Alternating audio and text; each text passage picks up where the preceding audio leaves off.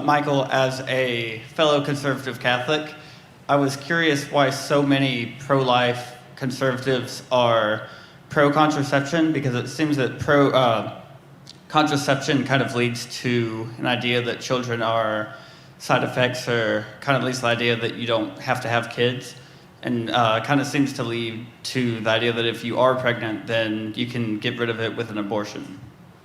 That's a great point. I've heard cynical people say that life is a fatal sexually transmitted disease, and unfortunately, the way that sexual education is taught, very often we are taught that babies are a kind of disease or a kind of punishment, when in fact babies are the greatest gift from God that you're going to have in this physical world.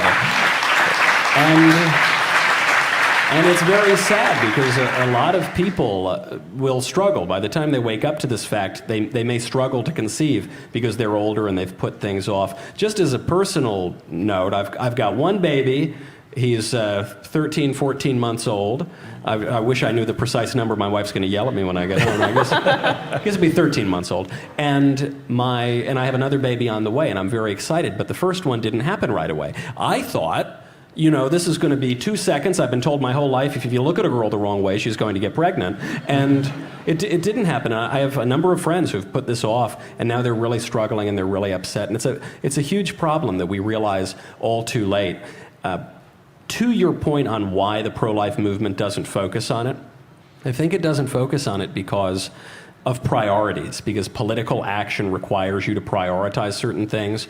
And on a question such as contraception, there is huge disagreement, even among pro-lifers, even among conservatives. On an issue such as in vitro fertilization, the Catholic view, and a large part of the pro-life movement, is opposed to in vitro fertilization, but a lot of people are for it as well. On the issue of abortion, we're all on board. We're all on the same team. And so there might be disagreements, and we might believe that certain sides of the pro-life movement don't understand the bioethical implications of certain things, but political action requires that you form coalitions and you fight the battles that are most winnable and most in front of you. And right now, we're on the verge of overruling Roe versus Wade. That could be happening within a matter of weeks and a matter of months. And so I think this could be the greatest development in American politics in my lifetime.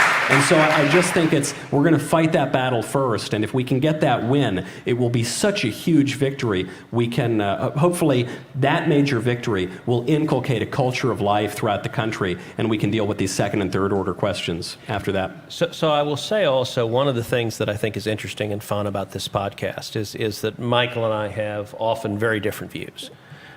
He is much more of a Burkean conservative. I am much more libertarian. He's a Catholic, I'm a Southern Baptist. So as a Southern Baptist, our views on the issue of contraception, we're perfectly fine with it. My view, I respect the Catholic Church's right to set its own rules and standards and to have a view on contraception, and I certainly will defend the religious liberty of practicing Catholics to follow those teachings. Unlike the current administration, which sues the Catholics and the nuns and the priests for in any way suggesting that they should follow their own faith. By the way, I will say as a Southern Baptist that there is an old line about, do you know why it is that Southern Baptists are opposed to premarital sex? Why is that? Well, they're afraid it might lead to dancing. Again, you got to watch out for that. But look, I will say there is actually, outside of the theological, you can make your own determinations according to your own faith on the question of contraception, but there is an important political and legal distinction, which is whether you believe contraception is a good or bad thing. I don't know of anybody arguing it should not be legal. Not yet. No, we haven't gotten there yet. Look, everyone agrees. I remember when I was in college, we literally had condom machines in the restroom for 50 cents. And some of the most fun I had was freshman year when a guy came banging on my door and said, "Dude, I need 50 cents. Come on, man, I really need 50 cents now." And I said, "Really? Why? What's going on? I've got $1. Will that help?" He's like, "Man, stop screwing with it. Give me 50 cents right now." This is a slight digression. By the time I got to college, which wasn't all that much later, they were free. They actually, in every dorm hall, they had them for free. And but of course, being these kind of nerdy students, It was mostly balloon animals, you know. It was not. We got an email from the administration. They said, "We know that you people are not having this much sex. Quit taking all the condoms." Yeah. So, thank you.